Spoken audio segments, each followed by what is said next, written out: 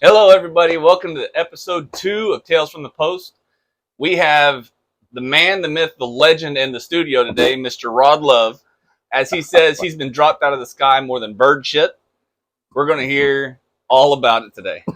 So thanks for coming in the studio today. Yep. We got some nice cold beverages. Mm-hmm. We're going to keep them cold. Where do you want to start in your story? Do you want to start at basic? Do you want to start with your motivation for joining? Or do you want to go straight to the meat and potatoes of...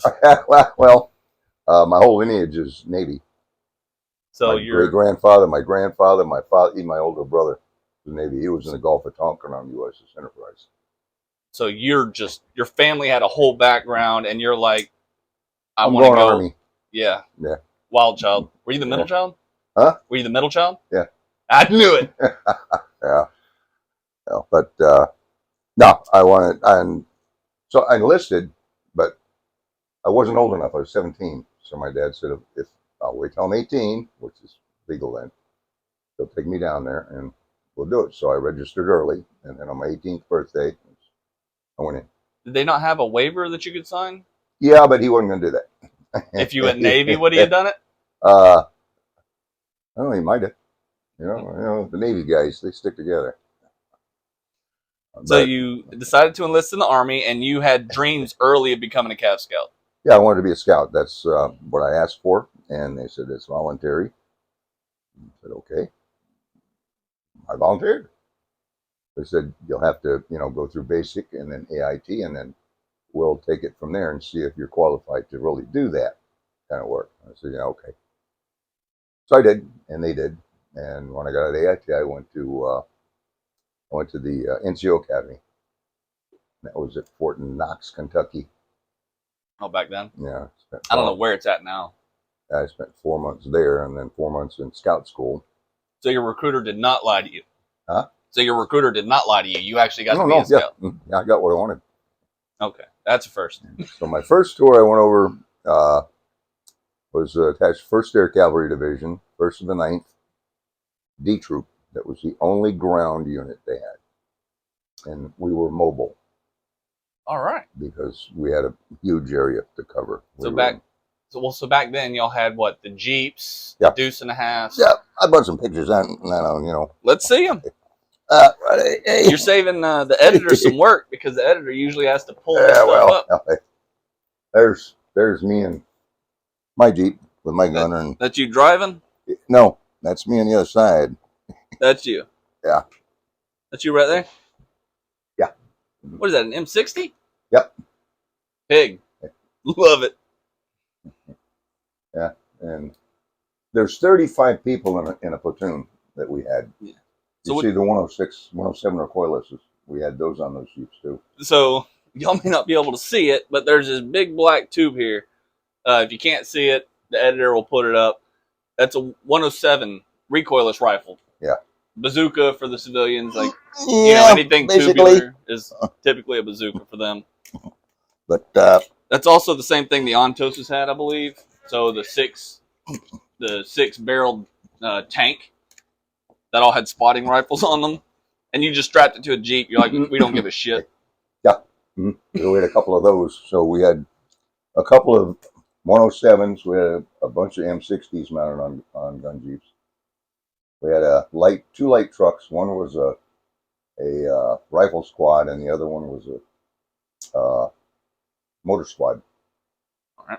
So it was a formidable unit if you ran into it. I mean, First Cav has that notoriety. Yeah. Well, I mean, they just renamed Fort Benning Fort Moore after at the time in Vietnam it was Colonel Hal Moore. Yeah. If you've ever seen the movie We Were Soldiers with Mel Gibson, what's his name? Sam Mustache. Mm-hmm. Why is it Sam Elliott? Sam Elliott, yeah. Good movie. Yeah, that was your time frame. It was no, that was before me. I was 67. I went in. That was 65, I think. Oh, was it? Oh, Shaw Valley, yeah. Yeah, 65. So your first deployment, you said NCO school, so I'm guessing you were enlisted. Yeah, so I was a Sergeant E5. and we had a big area there to cover. And it was right on the Cambodian border, just south of An Loc. So you were on that's the east side, right? Yeah. Right by Laos? No, this is way on down. Oh, It's further third down. Corps area. Yeah. Saigon. Yep. We were about due west of there. Okay. So you said this was 67. And you also said this was your first. This was 68 to 69. 68 to 60. June, July, about July of 68 to 69. All right. I got there. How old were you whenever you left? It's 19. 19. Oh, so you had 2 years back here? Or no, you said you didn't enter early. You said you entered at 18, right? I entered 18. So a year later, you were deployed. Yeah. Well, most guys, when they went in, they took basic and AIT, and that's all they got, 16 weeks. And they shipped out. 30-day leave, and they were over there. Well, yeah, the draft Mhm. had a huge part in that. Like Yeah. back then, there was still a volunteer service. And from what I hear from a lot of the Vietnam vets is the volunteers got treated way better than the draftees. Oh, yeah, they did. But there was also the draft. And I think at peak, it was around 11% of the U.S. population actually served during draft times, whether that was World War II, Vietnam, what have you.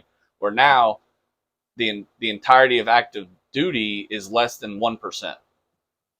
So there's way more veterans from Vietnam than Global War on Terror and Desert Storm, Desert Shield, because y'all were voluntold to go. Oh, yeah. So you said that was your first deployment. Mm-hmm.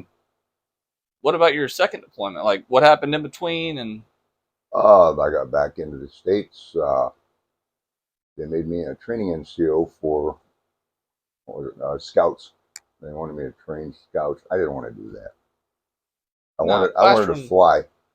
On my first deployment, I got back into base maybe 3 times, and there were 3-day stand downs, 4-day stand downs, where you fix your gear, reload up everything, and everybody rest, get a hot shower or a cold shower, and hot food. And I get all my stuff done. I don't care. I go over to Colonel. Can I go fly? He said, what? I said, I want to do scouts.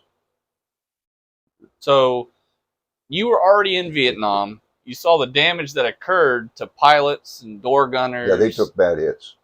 You had an erection like, I want to do that. Yeah, I want to, go with these guys. So he did. He said, okay, reluctantly. And so I went on a few flights with these guys. And, you got a door gunner and you got a pilot over there, and then I'm sitting in the left seat. But they like me because I've been in the jungle. I live in the jungle. So if they get shot down, I know I can get them back. Just in case the rescuing, because y'all had low flyers and high flyers, right? Yeah, it was two. A lot of times it was 2 loaches. It was a low bird and a high bird. Okay, and the high bird was there for recovery on the low one? Well, you take turns, scouting around because you're down there, nap of the earth, flying around, trying to get shot at. Oh, you're trying to get shot at? Yeah, you're bait. What the shit? So hold on, let me get this straight. You're like, I'm out in the jungle, getting ambushed all the time. There's already a high mortality rate because you're a scout. And you're like, this doesn't suck enough for me. I want to go. No. I want to go fly, get shot at more. No. You don't look at it that way. You don't look at it that way. The balls. Like, I don't know how you wear pants. But no, it's just, I wanted to fly. And I loved it. And I puked my guts out the first time. They made me clean up the cockpit. And that was it. I would have too. That was not fun. It was not fun at all. I still can't get over it. The guy, he was a pilot. His name was Baby White. Baby White or Wipe? Baby White. Okay. And he was cool. He was from California, I think, if I remember correctly. And he was getting ready to ETS out. And I liked him, and he liked me. And every time I got in, I would try to find him and fly with him when I could. Okay. And so I did a couple times. That hooked me. That hooked me on it. It really So did. you kind of got a little bit of training from this guy getting out, or No. Just experience being up there flying around low and high and you know. Never mind. Don't put that in there. You know, I have to put a little editorial I mean, you know, like block. I don't want to come off as a warmonger because I'm not. Oh, So I still can't get over the fact that you're like you want to go to one of the most dangerous professions because of well, you didn't think about it that way. You just, what do you know? This is you were like the sky's the once in limit. a lifetime opportunity. They're going to teach you how to fly, give you a helicopter, and if it gets kind of mangled up, they give you another one. And they give you free fuel, free ammo. You know, where? We have flight school here. We also have contractors. It costs a fortune over here. Well, I mean, the contractors would probably be the closest thing, like government contracts where you could still do that, but a lot less bureaucracy. So, Well, when I got out, I lived in Miami. The Miami FBI called me. I want to be down there. They wanted me to fly for them, and I got about halfway down that hallway, and they had from floor to ceiling 8.5 by 11 pictures of dead cops. You know, dead, all agents dead. And I thought to myself, I've been shot at enough. I'm not going to do this. And I went back out to the receptionist. I said, just tell the director, thank you very much, but I'm not interested. I'm really not. so this all was during your first deployment. Like we glazed over. Actually, we didn't even touch on basic or AIT. Basic was regular basic. AIT was regular AIT. Well, I mean, I went through 88 Mike AIT, so it was teaching us how to drive trucks. Like, what's Cav's stuff like? Is you focus more on land nav, or Well, they had me just, I don't know, it was like small squad, jungle warfare, stuff like that, where did y'all tactics and things. where did y'all train at for the deployment? Like for GWAT, Global War on Terror, they would send us out to Fort Irwin. Whenever I was at Lewis, we'd go over to Yakima to train for desert environments. Where would y'all go to train for the jungle environment? Or were y'all just thrown into the mix? Like, No, sorry, no, we need no, people. just whatever fort you came from, whatever environment you had there. Wow. There was a jungle environment. It wasn't that much jungle over in Kentucky. Yeah, I couldn't imagine there being Or so. It's not. like the closest thing would be the woods, like down in the hollers and whatnot. A lot of woods, but no jungle.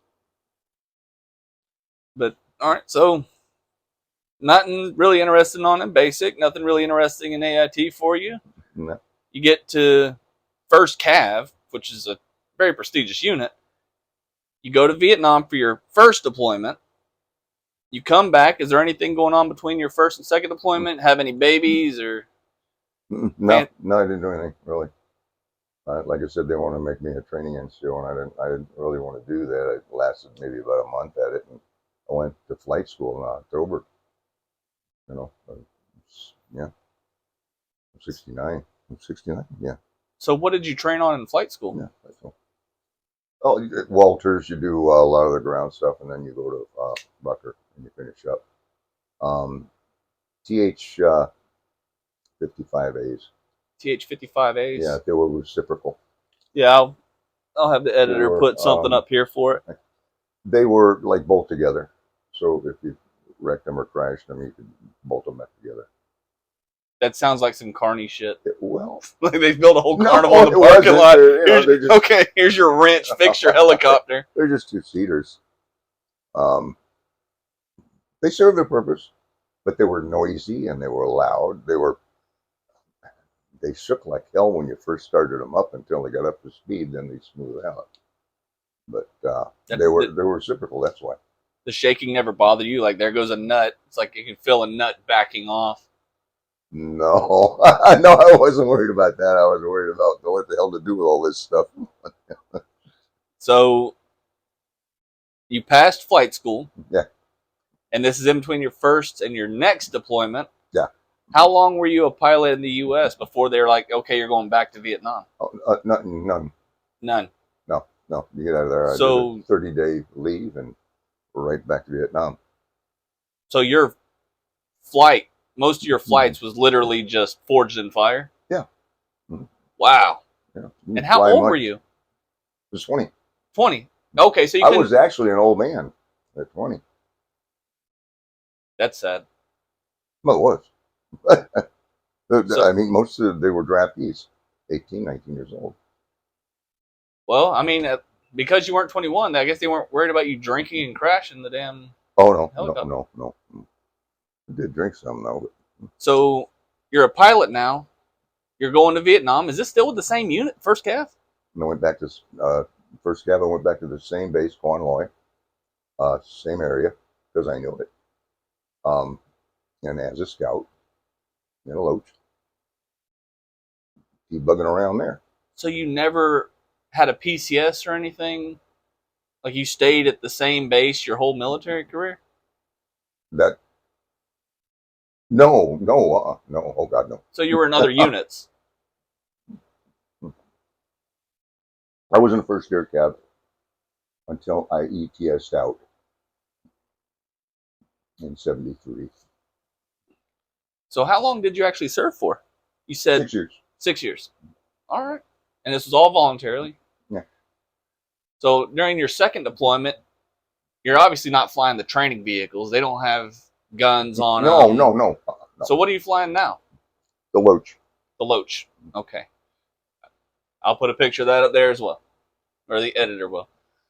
And so you're back in Vietnam. I'm guessing you were already with the unit before, so you know some of the guys there. Your buddy ETS'd out, I'm No, guessing. they all rotated out by the time I got back there. It was over a year. So by this time, your buddy Baby White gone. Gone. All of them were gone. All right. So how long into that second deployment before shit went awry? That's where I took my notes because I forgot. Yeah, I got some notes as well.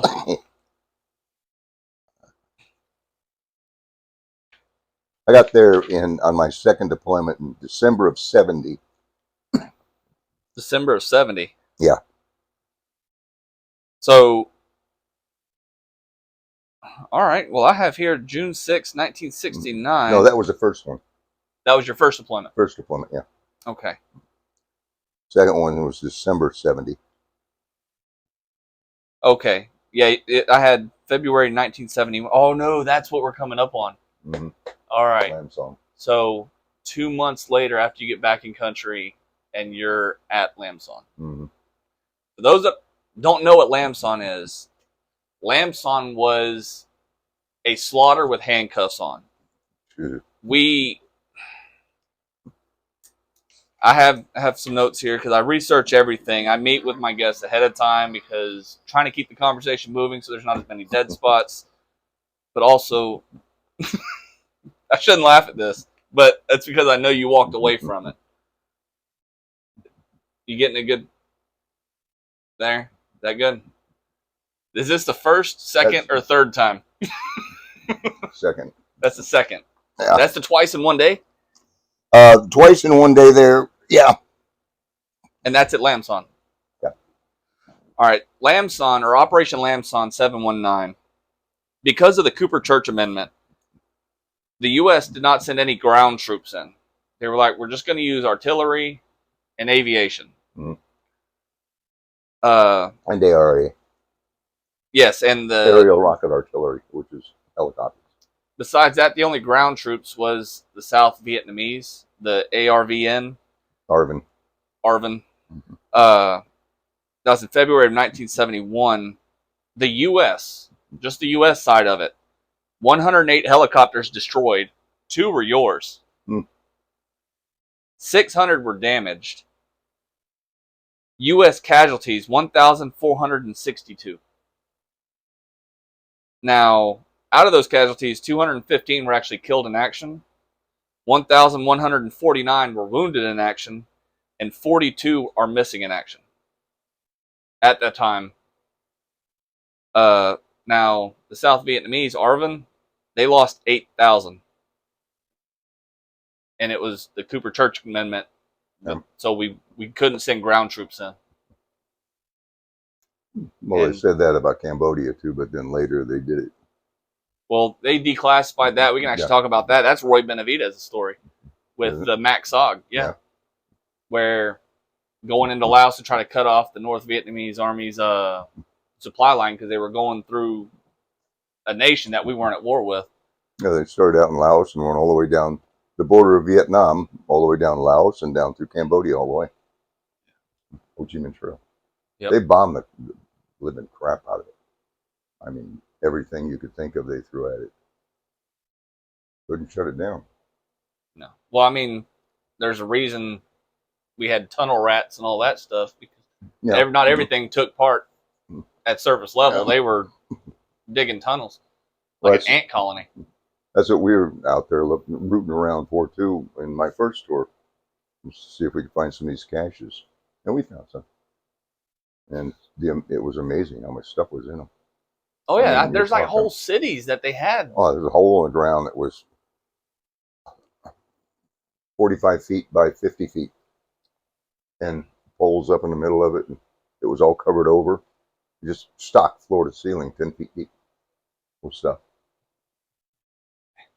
Ammo, rifles, machine guns, mines, hand grenades, everything. So we talked a little bit about if you had a keen ear, you heard earlier, I was like, is that the first, second, or third time that he was shut down? That's why I said he's been dropped out of the sky more than bird shit. He actually coined that term. I just decided to use it. He's been shot down 3 times, and he's still here. He's still got his pimp walk. He has a cane. How did you survive 3 drops? I think the loach is the most survivable bird ever made. Yeah, but not all 3 of them were a loach, right? No, well, that one was on takeoff. That was at Kwanloy. We had they got in through the wire and infiltrated the camp, and they did that a lot. And what, they sabotage? Sappers, and they'd throw satchel charges into the revetments where the choppers were to blow them up. And Colonel said, everybody scramble, get out there, grab whatever you can, get it out of here. So we did, and I grabbed that one. It was the first one I came to. It was an old UH-1. I got backed out of revetment, turned, and just started, and before I could get transitional lift, it just, boom, I got hit with an RPG on the rear end. That's what blew part of the tail off there. That was it flipped over on the runway, and that was it. That was the third one? That was the second one. The second Third. one. First one. The first one. First one. So this is at the start of the day, I'm guessing, right? Because you get shot down again in the same day. Like, it wasn't like you crashed, came back, like, I'm going to grab another helicopter. Yeah. That's exactly what you did? Yeah. I mean, if there's one available. I mean, you got guys on the ground down there. We got pilots down. We go back to get those pilots. Yeah. How many pilots was in your unit? I was attached to, I don't know even who it was. I got 2 of them out in that one day. One the first trip, one the second trip. And his gunner. And the crew of a Huey, which was him, his co-pilot, 2-door gunners, because they were airlifting out Arvins. They were trying to get them out. Okay, so the Arvin is the South Vietnamese. Those were the ones that were on our side. The NVA, was it NVA? NVA were North Vietnamese. Yeah. The NVA was the North. Yeah. You flying at 50 feet, and the whole ground is moving like a green carpet. Moving. And it's men. It's enemy soldiers. Thousands of them. Damn.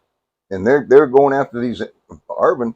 These Arvin, they're not real good fighters, but they can scrap if they have to. Uh,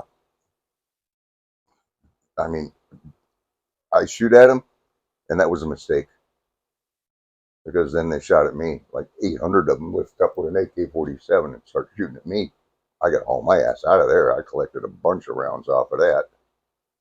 Wound up going down inside where the Arvins were. They protected me until Huey came down and got me and took a couple of them out too. So it's fun. It's fun stuff. So which one of those had the 20 millimeter Vulcan that y'all lifted off of the Air Force? Oh, that was the yeah, that was a good one. That was this one. Oh, the second one? Iron Butterfly. Yeah. Oh, Iron Butterfly. So this was a brand new one for the Air Force, right? No, it was used. It was used. Okay. Yeah. And y'all just saw it. I want it. I didn't ask my ground crew where they got it. They said they acquired it. there was a word for it. I forget the word, but it wasn't assigned. It was apprehended, relocated. Yeah, reallocated. Oh. So, how long did y'all have that before you lost it? Because it went down with the bird, I'm guessing, right? Almost had that for almost 7 months. 7 months? Oh, so that was... Yeah. All right. Wait, the second one... Because you said you went back in December, and then February was Lamson. Didn't you lose it at Lamson? So it would have been 2 months. Well, no, I didn't lose that one at Lamson. Oh, the 20 millimeter... Mm-hmm. All right, so now I'm confused. Yeah, you got me confused. Well, you lost 2 birds. I lost 2 birds at Lamson, right? One was a UH-1, okay. And the other was a Loach. Okay, the Loach is the one that had the 20 millimeter on it. No, it wasn't that one. Okay, which? That one came later. So your third bird. Yeah, that's my third and final one. Lasted about. Probably because you had that 20 millimeter Vulcan. 6 months. We couldn't carry much ammo. No, they're 20 millimeter Vulcan. Oh, it's ammo. Like, you lay on it, did you feel the helicopter shift at all? No. No? No, I didn't. You said it was your door gunner that had it, right? Yeah. Scoot just a little bit. How did y'all come up with a mount for it? My ground crew did that. They did some welding and stuff on it. They were talented guys. I mean, you could find anything. We had one guy that had a Huey, and he took a napalm bomb. And I like where this is going. And wired it up under the belly of this Huey. So you could drop napalm? That's what he did. That's what he was figuring on doing. And he had holes that he drilled in the floor and a big wiring system that you pull a pin and it would drop. But the napalm bomb was just about as big as it was from the bottom of the aircraft down to the ground. I mean, you kind of took up the whole thing. It helicopter rocket of it. And so the military just let this guy drill into this helicopter? Yeah, you could do pretty much, you know. Not in today's military. Like, we were very limited. It's called upgrading. Yeah. It would have been nice to do some upgrades. The only upgrades we got was we'd put a speaker system. So I drove semi-trucks. So we had a cigarette lighter, you know, the DC plug. We'd get an inverter to where we could plug in a house stereo or whatnot. And then we'd run the sound cable. So we'd wire in all the speakers. So we had a speaker at each corner of the truck. And then one in the middle between our windshields, because the up armored ones, it was each windshield was its own removable piece. Then we'd have a computer wire that's meant to plug into the back of the computer. We just plugged it into our iPods. So that's the only upgrades we could really do besides LED lights. Like I showed you this picture. It's of me on the Kuwait-Iraq border. The semi trucks in the back had these huge like LED lights. And the left side and right sides each wired to its own toggle switch. for the LVC, because LVC is meant to look out for any wires or anything suspicious that could be an explosive. So we turned these bitches on to light up because we drove at night. We didn't really drive during the day. So these LEDs would brighten everything up, and if we saw something suspicious, we'd either mark it with a glow stick or call up like a 9-line UXO so EOD would come out to blow it up or clear it. But those are the only upgrades we could really do. Besides that, it was most of the mechanic stuff we did was in accordance with the manual because we just weren't allowed to upgrade stuff, and a lot of it was just fixing deadline stuff. Deadline means nothing moves. It's non-mission functional. But y'all had free reign. Like, y'all ran the show. Well, pretty much did. So, I mean, this is already getting crazy. And we're 32 minutes in. Like, 31 and a half minutes in. Like, what do you want me to tell you? no, it's you live this crazy experience, and you're like, brush it off. It's like, it's fine. Or a bunch more that did a whole lot more, and I tell you what, crazier than I was. A lot crazier.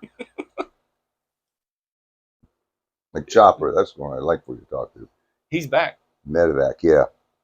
I covered a few of them guys going in sometimes. And they go in no matter what. No matter what. They just go in. Firefight going on. Don't matter. People shoot RPGs at them. So they don't care. They go. And they pick up the people. They'll hover there however long it takes. And pick the people up and get them the hell out of there. And they do it day after day. Chopper is a veteran at our local VFW. There's a bunch of stories like this. I can't get all of them. So if you're interested in it, subscribe to the channel, but also reach out to the American Legions or VFWs, because there's a bunch of crazy ass old men like Mr. Rod Love here who some of them will tell you their story and it'll blow your socks off. You're like, oh, that's where they got Rambo from. That's the inspiration for Rambo and John Wick. You want me to top you off? Yeah, might as well. All right. I'm sitting here. We're going to have a good old time. Yeah, well. Here, I'll get you. Never mind the dead space. That's how I lure them in. That's how I get all these vets in here. Yeah, I offer them free beverages. Free beer, and I don't know. God, here we go. A lot better than paying $2 or so. Well, thank you, sir. So we covered. You wanted to be a scout from the very beginning. Like, I'm guessing at an early age. You go through basic. You don't find anything interesting about basic. Getting yelled at, getting beat up, all that's just... It's all part of it. Then AIT, and you're like, okay, this is what I wanted. Training for the job of my dreams. Your first deployment, you're out amongst the enemy, essentially. Looking for tunnels, looking for supply caches. Wearing their clothes, eating their food. Like, not taking showers. Well, we had fatigues, but we'd keep the fatigues on. No shower. You don't traipse around through the damn jungle smelling like an American. So you did your best to disguise your smell. You just go with the flow. Did you pick up any of the language while you were doing that? A little. A lot of that I forgot, but a little. And some mountain yard. Picked up some of that. Forgot that. Mountain yards were the indigenous Indians. You didn't want to mess with them. At least you didn't mess with them much either. Really? Yeah.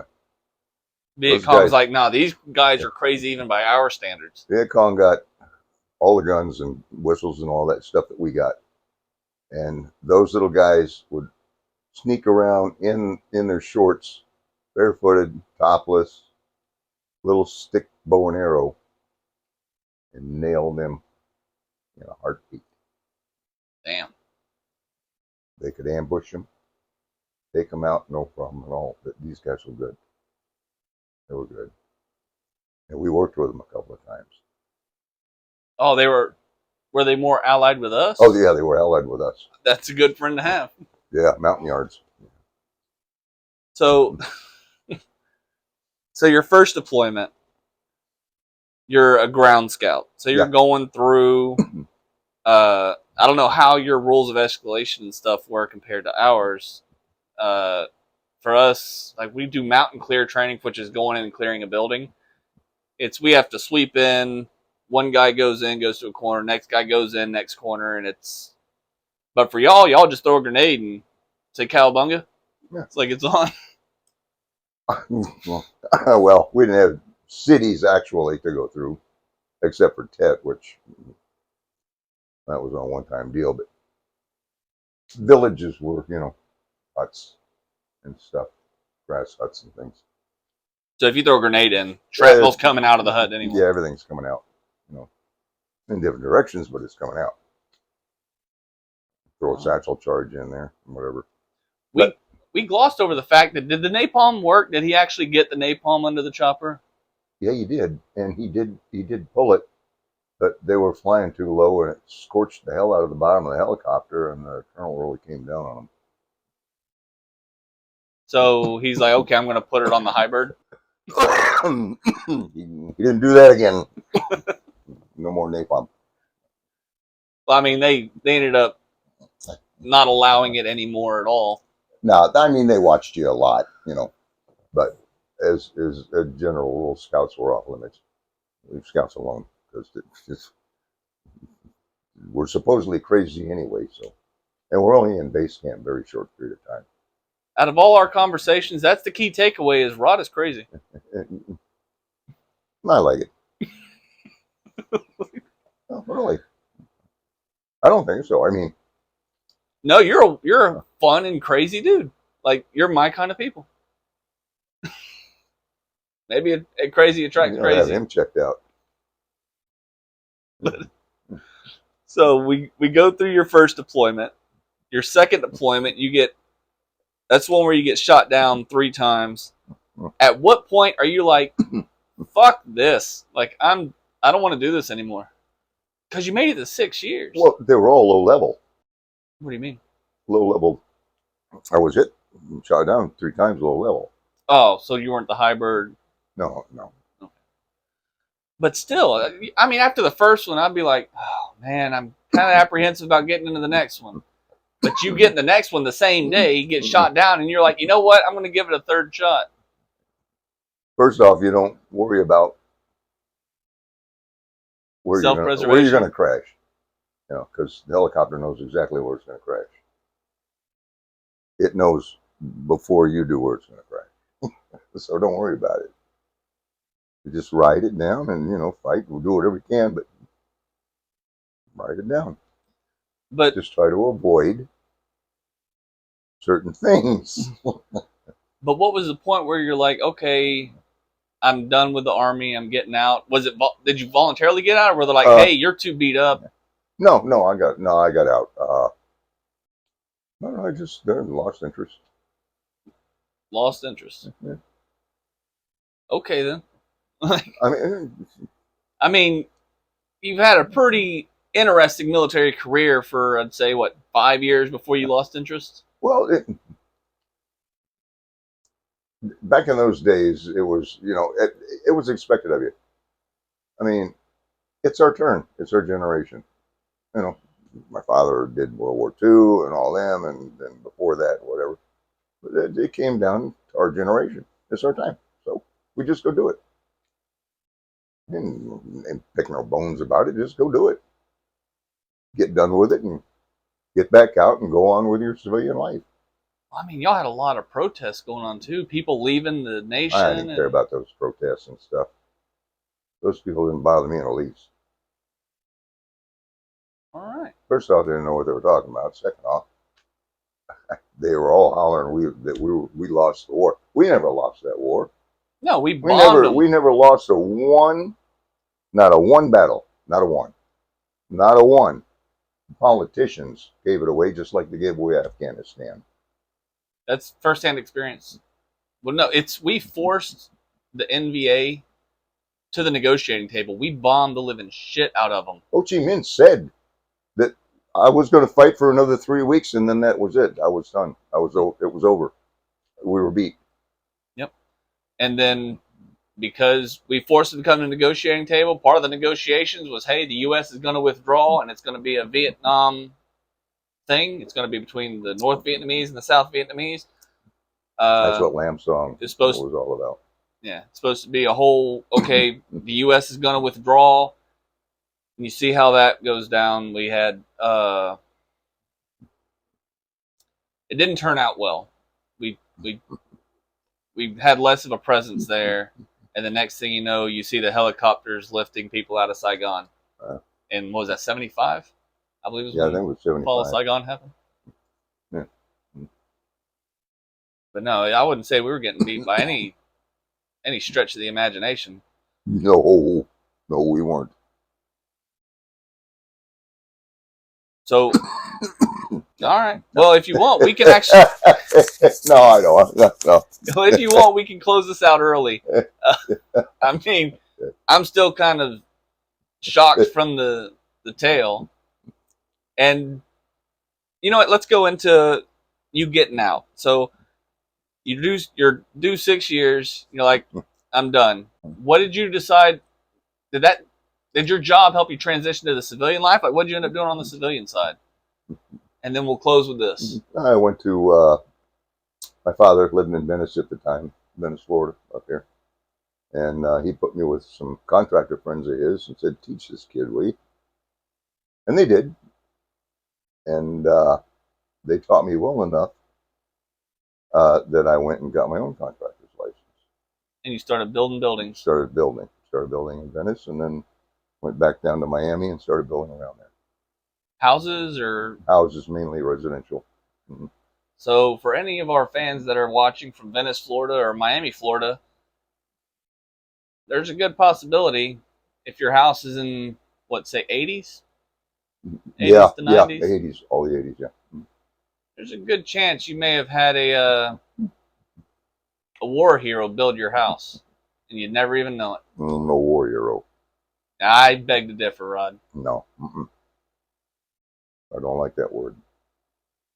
All right. Yeah. Well, you may have had a Vietnam veteran that has survived 6 years of shit. Build your house. We're going to call the episode here. Thanks, everybody, for watching. Have a great day.